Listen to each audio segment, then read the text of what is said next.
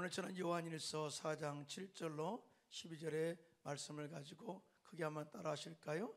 하나님의 사랑으로 서로를 세워가라, 이러한 제목으로 은혜의 말씀을 나누고자 합니다.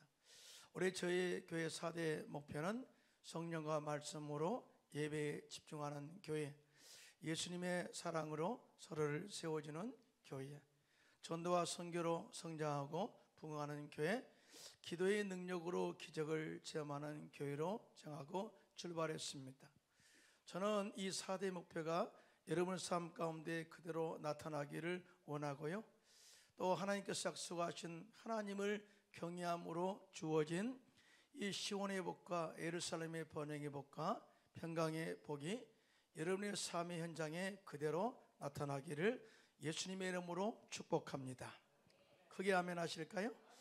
이렇게 행복한 교회를 만들기 위해서는 우리가 영적으로 건강하게 세워질 때만이 가능해요. 그리고 인격과 성품에서도 건강하게 세워질 때 우리 영이 날마다 건강하고 행복한 신앙생활을 할 수 있게 되는 것이죠. 이러한 영적 하나님의 은혜가 충만하게 되면요, 교회에서 봉사 권신하는 것이 행복하고 즐거운 삶을 살 수 있게 되는 것입니다. 자, 그러면 우리는 어떻게 서로를 세워 영혼육이 건강하게 또 행복한 신앙생활을 할 수가 있을까요? 첫째로 하나님의 사랑과 이루하심으로 서로를 세워가라, 이렇게 말씀을 하고 있어요. 오늘 보면 요한일서 사랑이 보면요, 사랑하는 자들아 우리가 서로 사랑하자. 서로 사랑하는 자는 하나님을 알고 또 하나님이 그 안에 있음에 대해서 말씀하면서, 왜냐하면 하나님은 사랑이시라, 그렇게 말씀을 하고 있어요. 그러면서 요한복음 오늘 본문 요한일서 4장 9절로 4절에 이렇게 말씀합니다. 시작. 하나님의 사랑이 우리에게 이렇게 나타난 바 되었으니 하나님이 자기의 독생자를 세상에 보내심은 그로 말미암아 우리를 살리려 하심이라. 사랑은 여기 있으니 우리가 하나님을 사랑한 것이 아니요 하나님이 우리를 사랑하사 우리 죄를 속하기 위하여 화목제물로 그 아들을 보내셨습니다 라고 이렇게 말씀을 하고 있거든요. 무슨 말입니까? 하나님이 독생자 예수님을 이 땅에 보내신 것은 우리를 죽음 가운데서 살려 세우기 위함이라 라는 거예요. 뿐만 아니라 우리들을 택하신 족속으로서 왕같은 제사장으로서 거룩한 나라의 백성으로서 하나님께 속한 백성으로서의 당당하게 세워 살기를 원하시고, 또 이를 위해서 예수님께서 이 땅에 오셔서 십자가에 죽으심으로 하나님과 우리 사이에 화목제물이 되게 하셨다, 이 말씀을 하신 거예요. 이러한 예수님의 십자가의 사랑을 희생적 사랑이라고 정의를 할 수가 있어요. 여기서 희생적인 사랑이라는 것은요, 남을 대신해서 내가 죽는 것을 말합니다. 희생적인 사랑이라는 것은 나의 희생을 통해서 그가 살고 나는 없어지고 소멸되는 것을 희생적 사랑이라고 우리가 말할 수 있어요. 하나님께서는 이러한 예수님의 희생적 사랑을 통해서 온 인류의 구원이라는 열매를 맺게 하신 거죠. 뿐만 아니라 예수님의 희생적 사랑을 통해서 우리를 구원하시고 영혼이 찰된같이 범사가 찰되고 강건하게 하시고 생명을 얻되 더 풍성히 얻게 하시며 미래에 맑고 밝고 환한 소망의 삶을 살도록 더 길을 예비하셨는데요, 이런 믿으시면 손들고 아멘 하시기 바랍니다. 우리를 세워 살도록 하기 위해서 예수님께서 희생적 사랑으로 십자가에서 죽으셨다, 그 말이에요. 그러면서 예수님께서는 내가 이 땅에 온 이유는 하나의 미랄이 되어 썩어 죽음으로 많은 열매를 맺기 위함인 것을 예언적으로 말씀을 하셨는데요, 요한복음 12장 24절입니다. 시작. 내가 진실로 진실로 너에게 이르노니 하나의 밀이 땅에 떨어져 죽지 아니하면 하나를 그대로 있고 죽으면 많은 열매를 맺느니라, 이 말씀을 하셨어요. 우리가 어떤 밀알을 보면 생명이 있다고 그러잖아요.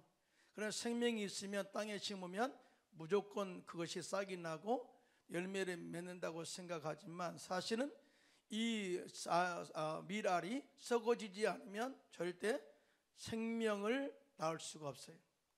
자, 썩어 죽어져야 그 미랄의 희생으로 말미암아 싹이 나고 그에 따라서 많은 열매를 맺게 된다 그 말이죠. 자, 이렇게 이 예수님의 희생적 사랑으로 구원받아 하나님의 은혜를 정말 많이 체험한 사도 바울은요, 우리 역시 예수님의 희생적 사랑으로 세움을 받았으면 이제는 예수님의 사랑으로 서로를 세워가라고 말씀을 하고 있어요. 이에 대해서 에베소서 5장 2절에 이렇게 말씀합니다. 시작. 그리스도께서 너희를 사랑하신 것 같이 너희도 사랑 가운데 행하라. 그는 우리를 위하여 자신을 버리사 향기로운 제물과 희생 제물로 하나님께 드리셨느니라. 이렇게 말씀을 하고 있어요. 하나님이 독생자 예수님을 땅에 보내셔서 희생 제물이 되게 하심으로 우리를 구원하여 세상 가운데서 하나님의 자녀로 세우셨다. 그러므로 우리 역시 이렇게 희생적인 사랑으로 세움받았으니 함께 사랑으로 희생적 사랑으로 세워가라, 이 말씀을 하고 있는 거예요. 여러분, 예수님께서는 마태복음 5장에 산상수훈의 팔복을 말씀하세요. 여러분, 팔복 그러면 좋아하잖아요. 심령이 가난한 자는 복이 있나니 천국이 저희 것임이라. 그러면서 엄청난 팔복에 대해서 말씀하신 이후에 우리는 세상의 소금과 빛이다 라고 말씀하시면서 소금과 빛이 어떠한 삶인가를 정확하게 말씀하셨어요. 마태복음 5장 13절로 15절인데요. 시작. 너희는 세상의 소금이니 소금이 만일 그 맛을 잃으면 무엇으로 짜게 하리요? 후에는 아무 쓸데없어 다만 밖에 버려져 사람에게 밟힐 뿐이라. 너희는 세상의 빛이라. 산에 있는 동네가 숨겨지지 못할 것이요 사람이 등불을 켜서 말 아래 두지 아니하고 등경 위에 두나니 이러므로 집안 모든 사람에게 비추느니라. 이 말씀을 하고 있거든요. 여러분, 소금인 것을 인정할 때 그 맛을 보면 짠맛이 난다는 거죠. 제가 이제 폴란드의 소금 광산을 가본 적이 있거든요.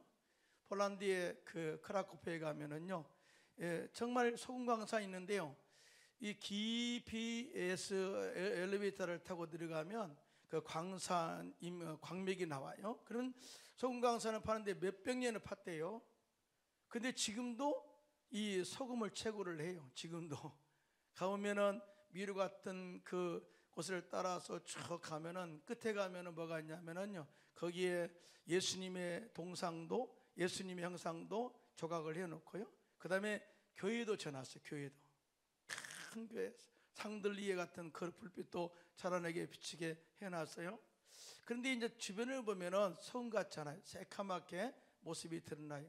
사실은 이제 원래 소금이 하얗잖아요. 근데 하얀 소금인데 하도 사람들이 들랑달랑하다 보니까 새카맣게 그렇게 모습이 드러났어요. 번쩍번쩍하죠. 하도 사람들이 만져가지고, 그래가지고 이게 소금인가 돌인가 아니면 대리석인가 하고 진짜 혀를 대고 딱 한번 맡아봤거든요. 맛이 짜요. 아, 소금이구나. 그래. 근데 말이죠, 왜 소금이 짠맛을 낼까요? 자기가 희생함으로써 이제 소금이 짠맛을 내는 거예요. 돌은 절대 짜지 않아요. 왜? 돌은 희생하지 않으니까. 굉장히 중요한 원리죠. 소금이 짠맛을 낼 수 있다는 것은 자기가 소금이 녹아짐으로 인해서 짠맛을 내잖아요. 뿐만 아니라 촛불이 빛을 밝히려면은 초가 녹아짐으로 말미암아 희생되어질 때 빛을 밝힐 수가 있다 그 말이죠. 그래서 예수님께서는 너희는 세상의 소금이다 빛이다 이렇게 말씀하신 이후에 정확하게 마태복음 5장 16절에 이렇게 말씀하십니다. 함께 합독해요. 시작. 이같이 너희 빛을 사람 앞에 비치게 하여 그들로 너희 착한 행실을 보고 하늘에 계신 너희 아버지께 영광을 돌리게 하라고 말씀을 하셨어요. 다시 말해서 우리가 소금이다 빛이라 말만 하고 희생하지 않으면 절대 사람들을 영향을 미칠 수 없고 살릴 수 없다 그 말이거든요. 지금 우리가 존재하는 것 역시 우리 스스로 힘으로 된 것 하나도 없어요. 부모님이 나를 낳아주시고 길러주심으로 말미암아 희생적 사랑으로 우리가 이곳에 존재하고 있는 것이죠. 사실은 옛날에 큰아들을 하나 잘 키워가지고 큰아들이 잘 되면 동생들을 돌봐라고 얼마나 부모님이 허리띠를 졸라매고 큰아들 잘 되기 위해서 아주 모든 생명을 다 걸잖아요. 이런 희생적 사랑과 그러한 하나의 그 헌신을 통해서 자녀들이 현재 존재하고 또 이렇게 건강하게 이렇게 존재하는 것이죠. 자, 이런 희생의 사랑에 힘입어서 우리가 지금까지 왔어요. 교회도 마찬가지입니다. 날마다 부흥하는 교회, 날마다 성장하는 교회, 또 모든 삶에서 행복한 교회, 또 은혜가 넘치는 교회, 하나님의 기적과 능력을 체험하는 교회가 되기 위해서는요, 성도들이 교회를 사랑하고 또 성도를 사랑하고 하는 희생적 사랑으로 말미암아 이루어진다는 것을 우리가 알 수가 있어요. 여러분, 초대교회가요 성령으로 충만하자 예수님의 십자가의 은혜로 구원의 본질을 깨닫게 되었어요.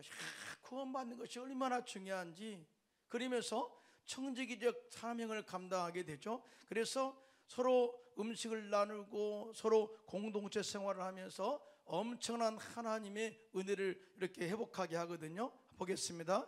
사도행전 2장 44절로 47절입니다. 시작. 믿는 사람이 다 함께 있어 모든 물건을 서로 통용하고 또 재산과 소유를 팔아 각 사람의 필요를 따라 나눠주며 날마다 마음을 같이하여 성전에 모이기를 힘쓰고 집에서 떡을 떼며 기쁨과 순전한 마음으로 음식을 먹고 하나님을 찬미하며 또 온 백성에게 칭송을 받으니 주께서 구원받는 사람을 날마다 더하게 하시니라. 할렐루야. 자, 우리 순복음의 신앙의 기초가 어디냐면요, 오순절 마가의 다락방에 성령의 기름 부심이고요, 성령의 기름 부심을 받은 성도들이 예수님의 사랑으로 구원받고 난 이후에 자기 모든 재산을 팔아 돕는 희생적 사랑을 통해서 건설된 교회가 바로 순복음의 씨앗이에요.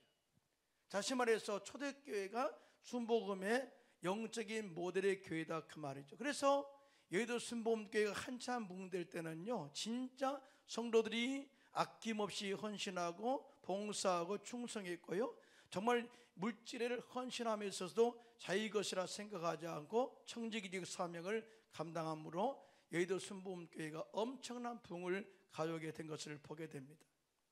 자, 그러한 역사가 우리 교회에서 다시 한번 나타나기를 예수님의 이름으로 축원합니다. 우리 교회는요, 예수님의 희생적인 사랑을 체험한 그런 하나님의 은혜를 날마다 체험하고요, 자, 이 은혜를 체험한 우리가 또 희생적 사랑으로 섬김으로 말미암아 우리 교회의 성도를 살려내고 우리 교회를 행복하게 만들고 또 기적 은혜가 충만한 교회로 만들어가는 저와 여러분 되시기를 예수님의 이름으로 축원합니다. 희생적 사랑이 없이는 절대 서로가 세워지지 않는다, 그 말이죠. 더 나아가 우리는 예수님의 하나님의 일하심으로써 서로 세워가야 돼요. 인생을 살아갈 때 항상 좋은 일만 있는 건 아니잖아요. 어떨 때는 평탄한 길도 가기도 하고 좋은 길, 쉬운 길을 갈 때가 있는가 하면 어떤 때는 힘들고 어려운 길과 고난의 길을 갈 때도 있고요, 험한 길을 갈 때도 있습니다. 근데 말이죠, 아무리 힘든 길을 가는 여정이라 할지라도 그 길에서 누군가가 나를 위로하고 격려한다면 그 사람은 그 힘든 일들을 거뜬하게 이겨내고 또 승리하는 삶을 살게 된 것을 보게 돼요. 여러분, 모세의 후계자 여호수아가 40년 광야 생활을 마친 이스라엘 백성들을 이끌고 적과 꿀이 흐르는 가나안 땅으로 이끌어갈 때 아주 두려움이 가득 찼어요.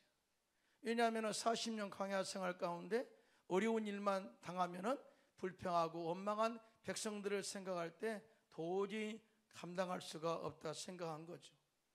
또 뿐만 아니라 한 번도 가보지 못한 이 가나안 땅에 들어간다는 것은 정말 그 마음속에 두려움을 갖게 했어요. 그때 하나님께서 여호수아서 1장 5절 6절에 이렇게 이루합니다. 함께 합독합니다. 시작. 내 평생에 너를 능히 대적할 자가 없으리니 내가 모세와 함께 있었던 것 같이 너와 함께 있을 것임이라. 내가 너를 떠나지 아니하며 버리지 아니하리니 강하고 담대하라. 너는 내가 그들의 조상에게 맹세하여 그들에게 주리라 한 땅을 이 백성에게 차지하게 하리라. 무슨 말이에요? 네가 지도자지만 네가 끌어가는 게 아니야. 내가 모세와 함께 있어서 40년을 이 광야에 이끌어온 것처럼 내가 이 적과 꾸는 가나안 땅으로 이끌어가는 것도 너와 함께 있어. 너를 통해서 그 일을 이루게 할 것이다. 그러면서 말하고 그 백성들에게 차지하게 하리라. 그래. 차지하게. 자, 이것은 이 수동태잖아요. 다만 내가 너와 함께해서 그 땅을 차지하게 하겠다. 너희들이 신경 쓸 것 없어. 내가 할 거야. 라고 하는 엄청난 위로를 받게 되죠. 여호수아는 이 하나님의 말씀에 큰 위로와 격려를 받게 되죠. 그리고 여호수아는 환경의 두려움을 이겨내고 이스라엘 백성들을 이끌고 적과 꾸는 가나안 땅으로 인도한 것을 보게 됩니다. 사랑하는 성도 여러분, 정말 살다 보면 많이 힘들 때가 있거든요. 그럴 때마다 하나님의 말씀으로 위로받으시고요, 당당하게 환경을 이겨내고 믿음의 승리를 이루시기를 예수님의 이름으로 축복합니다. 하나님은 또한 환난 중에 있는 자들을 위로하고 세워가라, 그렇게 말씀을 해요. 여러분, 사도 바울의 삶은요 참 평탄한 사역이 아니었어요. 그가 당한 그 고난을 보면 강도의 위험과 강의 위험과 동족의 위험과 40에서 하나 감한 매를 3번 맞고 태장으로 맞고 한 번은 맞아 죽어서 성 밖에 던져버렸고, 정말 그의 삶의 고난은 진짜 어려웠어요. 그런데 하나님께서 가끔 환상 가운데 나타나서 말씀할 때도 있지만은 사실은 그에게 큰 위로가 됐던 것은 동력자들이었어요.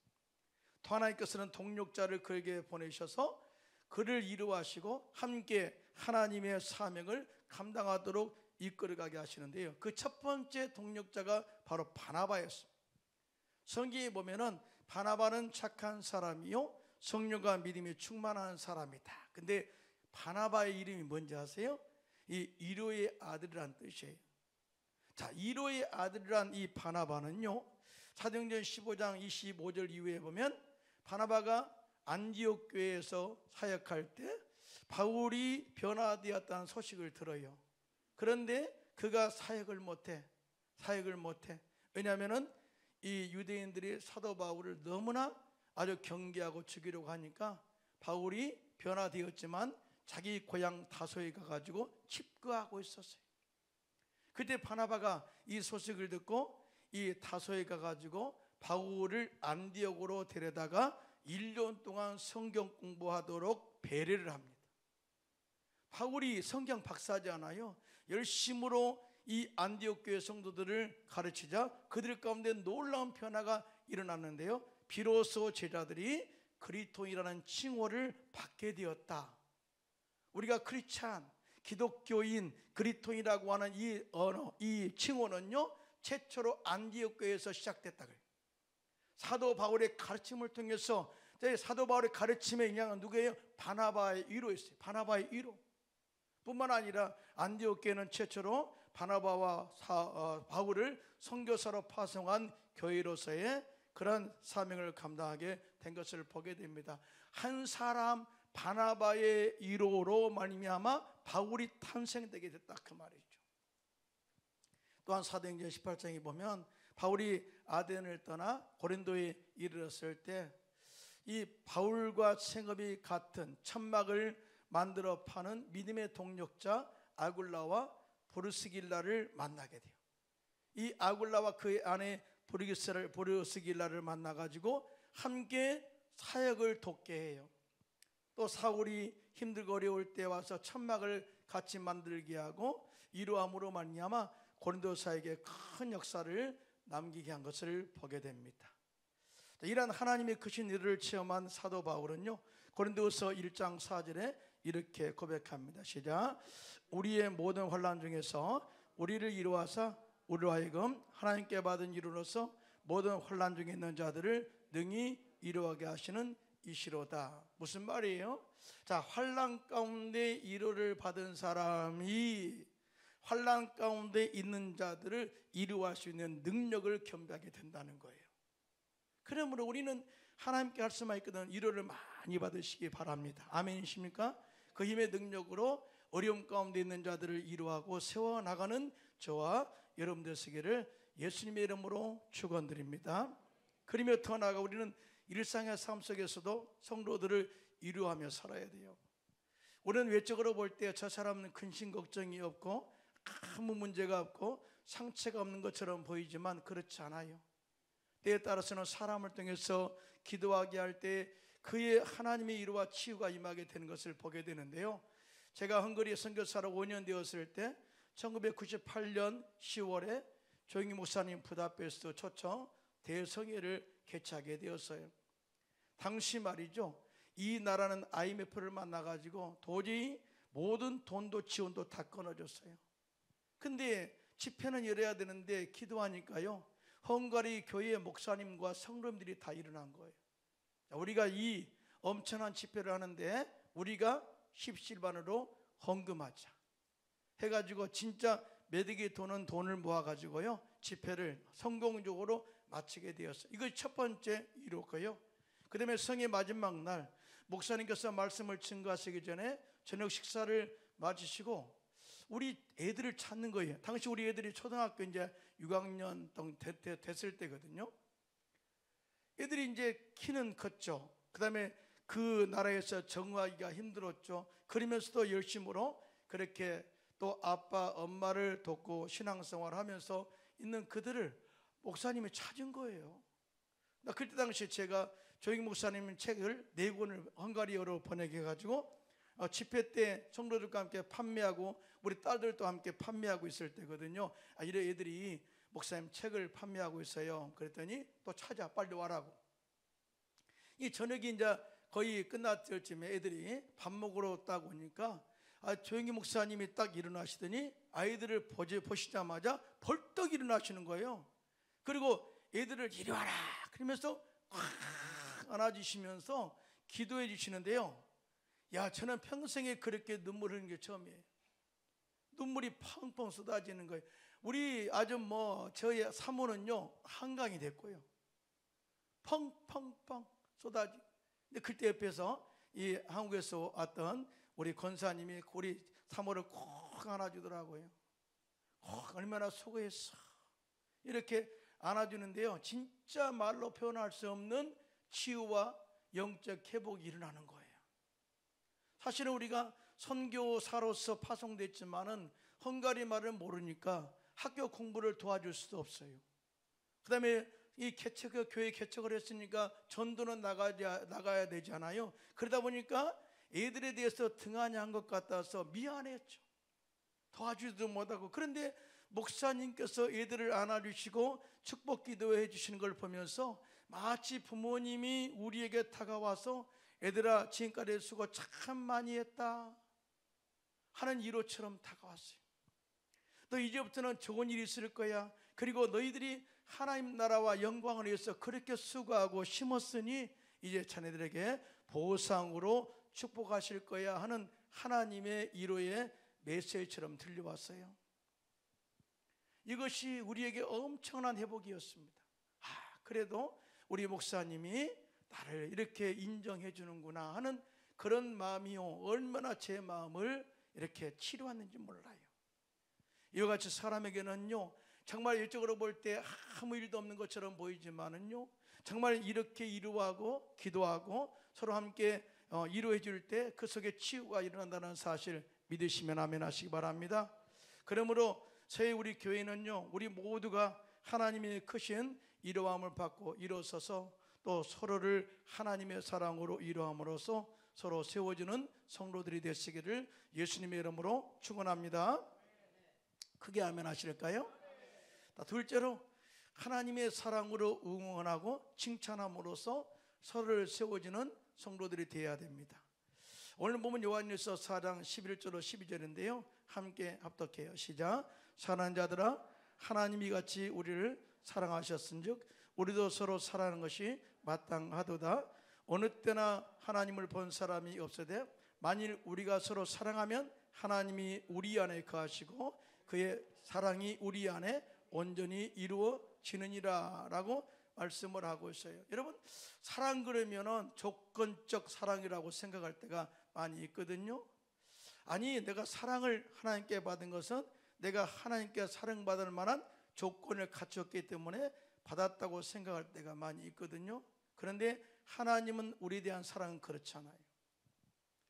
우리가 자격을 갖췄기 때문에 사랑하신 것이 아니라 아직 우리가 연약할 때에, 경건하지 않을 때, 우리가 아직 죄인되었을 때 우리를 찾아오셔서 우리를 사랑하심으로 구원하신 하나님의 은혜입니다. 믿으시면 아멘.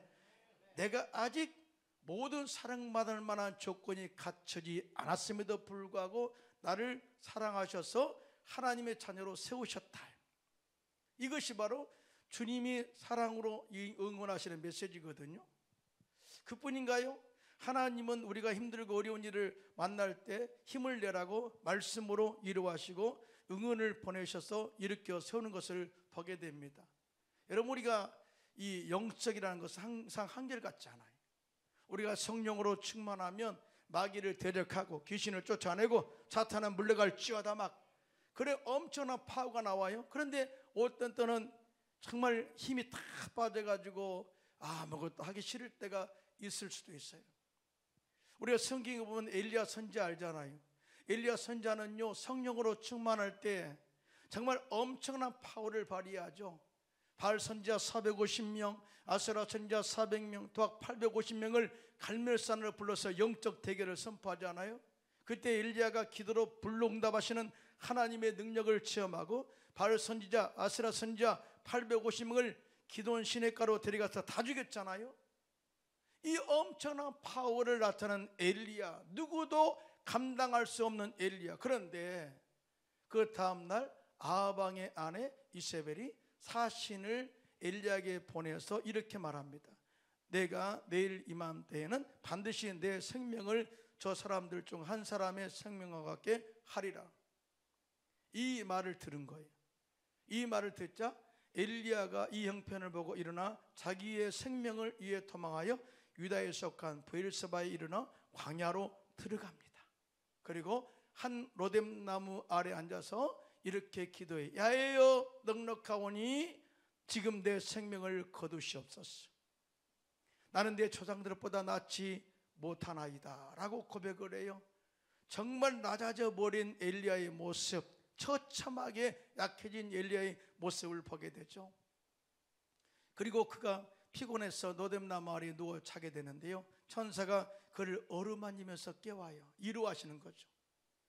다 일어나 보니까 머리맡에 숯불에 구운 떡과 한 병에 물 있는 것을 보고 먹고 마셨어요. 또 자죠.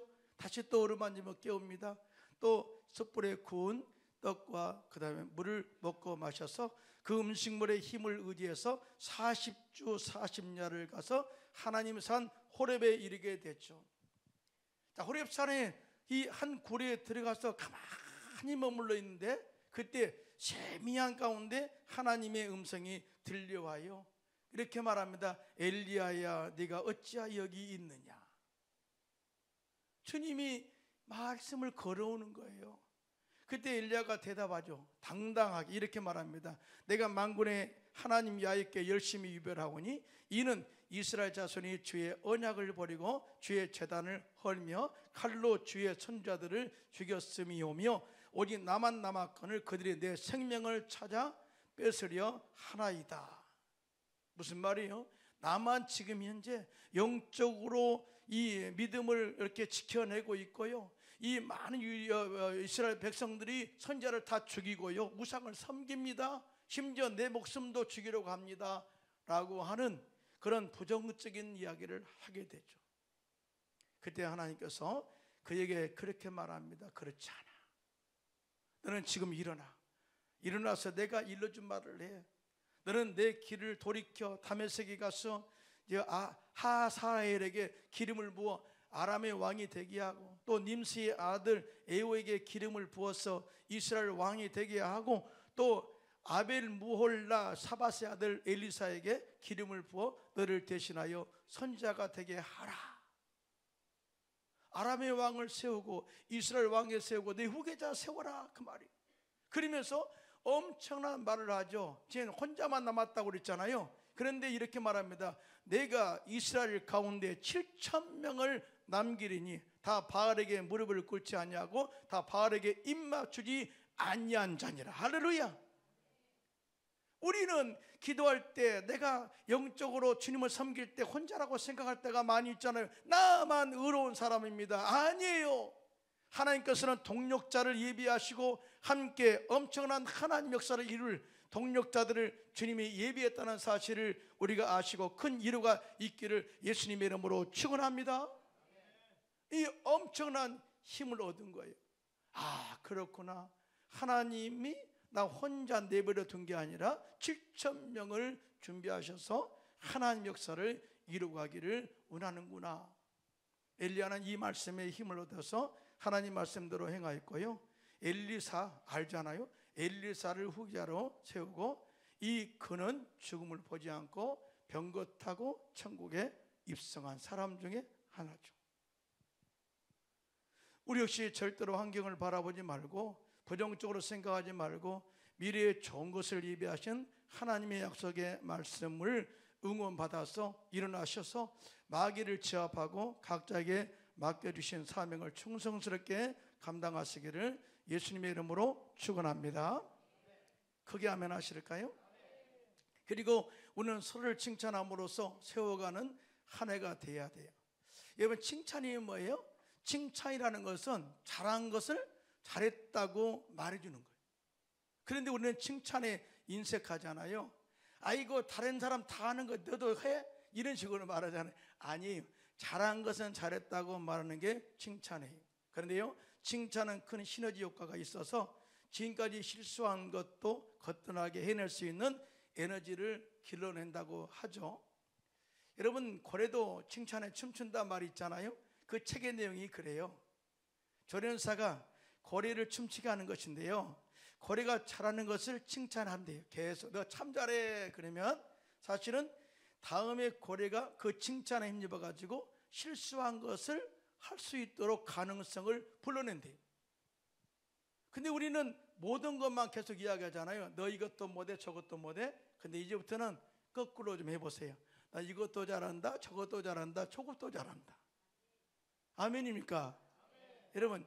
여러분 칭찬이라는 것은요, 고래에게만 필요한 것이 아니라 우리 가정에도 필요해요. 가정에서 자녀와 부모에게도 필요하죠. 사실 제가 이야기했습니다만 부모의 희생과 사랑으로서 우리가 지금 존재하고 있어요. 그러면 부모를 참 이렇게 감사하고 항상 고맙다는 그런 이야기를 해야 되겠죠. 그러면 부모님이 얼마나 정말 고맙게 생각하겠어요. 아, 그래도 내가 자식은 잘 길렀구나. 또 뿐만 아니라 자녀들이 가끔 없는 가운데서도 용돈을 줄 때가 있어요. 그때는 참 고맙다. 어려운 일에 너희가 이렇게 나를 생각하니 고맙다. 그러면요, 다음에는 100만 원 와요. 20만 원 오다가 100만 원 와요. 그 정도로 칭찬은요, 정말 그 마음속에 더 사랑에 부추기는 마음을 갖게 해요. 여러분, 뿐만 아니라 아내와 남편도 칭찬이 필요해요. 아내가 맛있는 반찬을 해주셨어요. 그러면 이렇게 찌개가 환상적이야. 그러면 다음에는요, 고기가 올라와요. 쇠고기가. 자, 그런데 또 남편도 마찬가지죠. 남편에게 이렇게 화분 좀 옮겨주세요. 그런데 화분 딱 옮겨줬어요. 그때 아내는 이렇게 말해야 돼요. 야, 당신 힘이 불끈 와, 멋있어. 야, 화분 나누는 모습이 너무나 멋있는데. 그러면 남편이 뭐라고 하는지 아세요? 다른 화분 나눌 거 없어. 그래요.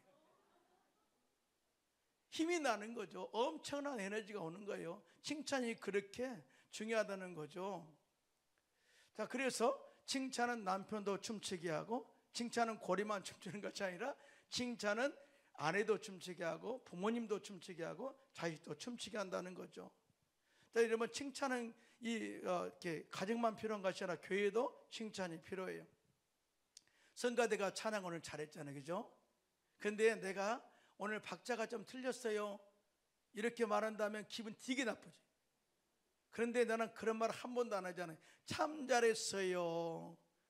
기분 좋잖아요, 그죠? 그 다음에는 더 잘하죠. 이렇게 칭찬이 중요하다 그 말이죠. 구역장, 지역장도 칭찬이 필요해요. 우리 권사님들이 구역장이 봉사 건신할 때, 오, 지역장님 너무 잘했어. 젊으니까 역시 달라. 이렇게 칭찬하면요, 다음에는 우리 권사님들 밥 다 삽니다. 예? 근데 자꾸 지적만 하면은요 헐마음이 떨어져요. 남녀 선교 성교에도 칭찬이 필요해요. 다 수고 많습니다 하고 칭찬을 많이 해주시기 바랍니다. 아멘입니까? 아멘 안 하시니까 다시 한번 아멘 하시기 바랍니다. 장로님들, 권사님들 칭찬이 필요하고요. 안수 집사님들, 서리 집사님들 칭찬이 필요해요. 그 다음에 주의 종들도 칭찬이 필요해요. 여러분 교구장님들은 칭찬 많이 해주세요. 왜 아멘을 안 하세요? 칭찬 안 하시려고? 사실은 저도 칭찬이 필요해요. 목사님 잘해요 이렇게 해주면 힘이 진짜 많이 나요. 저도 칭찬이 필요하단 말이죠. 이 모든 우리 사람들은요 칭찬을 먹고 삽니다. 칭찬. 그래서 다시 정리합니다. 자, 칭찬이라는 것은 잘한 것을 잘했다고 칭찬하는 것이 칭찬이다. 그런데 이 칭찬이 우리에게 엄청난 위로를 준다는 거죠. 또 뿐만 아니라 하나님을 또 사랑하고 섬길 수 있는 에너지를 우리가 갖게 되는 것이고요, 교회를 섬길 수 있는 에너지를 갖게 한다. 그러므로 서해 우리 교회는요 하나님의 사랑과 이루하심과 하나님 말씀으로 응원하고 칭찬을 받아 서로 격려함으로써 서로 세워 행복한 교회, 행복한 성도들이 되시기를 예수님의 이름으로 축원합니다.